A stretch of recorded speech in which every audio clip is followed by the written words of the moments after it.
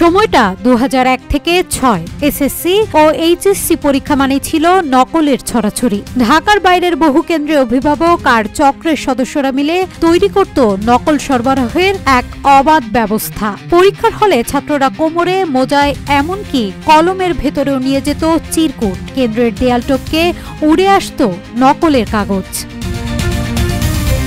এই ভয়াবহ চিত্র বদলাতে মাঠে নামেন তখনকার শিক্ষা প্রতিমন্ত্রী আ.ন.ম এহসানুল হক মিলন। হঠাৎ হানা দিতেন পরীক্ষা কেন্দ্রে, দৌড়ে ধরতেন নকল সরবরাহকারীদের, হাতে নাতে ধরতেন অসাধু শিক্ষক ও পরীক্ষার্থী। কখনো হেলিকপ্টারে, কখনো সাংবাদিকদের সঙ্গে নিয়ে ছুটে যেতেন দেশের প্রত্যন্ত অঞ্চলে। বলতেন, এই যুদ্ধে ছাড় নয়। RICL TMX, যুগের পর যুগ স্থাপনা থাকে মজবুত।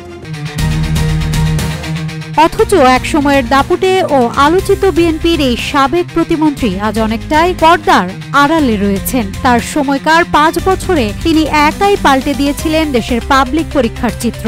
ছিল না কোনো নকলের আখড়া, স্বচ্ছতা ফিরিয়ে এনেছেন প্রতিটা পরীক্ষা কেন্দ্রে। তার কড়া মনিটরিংয়ে পরীক্ষার কেন্দ্রগুলোতে ফিরেছিল শৃঙ্খলা, শিক্ষার্থীদের মধ্যে তৈরি হয়েছিল ভয় এবং শিক্ষকরা বাধ্য হয়েছিলেন দায়িত্বশীল হতে। দেশের শিক্ষা ব্যবস্থায় তিনি এনেছিলেন এক যুগান্তকারী পরিবর্তন। সেই সময়টিকে এখন অনেকে বলে থাকেন নকলমুক্ত পরীক্ষার স্বর্ণযুগ।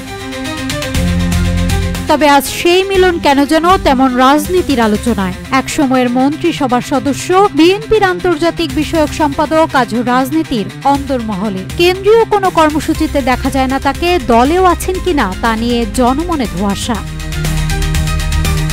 নেটিজেনরা মনে করছেন নকলমুক্ত শিক্ষা ব্যবস্থাপনার এই রূপকার আজ যেন নিজেকেই হারিয়ে ফেলেছেন সময়ের ভিড়ে, নীরবে, নিভৃতে। একসময় যিনি শিক্ষা মন্ত্রণালয় থেকে দৃপ্ত হাতে থামিয়ে দিয়েছিলেন নকলের ভয়াবহ বিস্তার, যিনি পরীক্ষা কেন্দ্রের বাইরেও হয়ে উঠেছিলেন সততার প্রতীক, আজ তাকে যেন দেখাই যাচ্ছে না।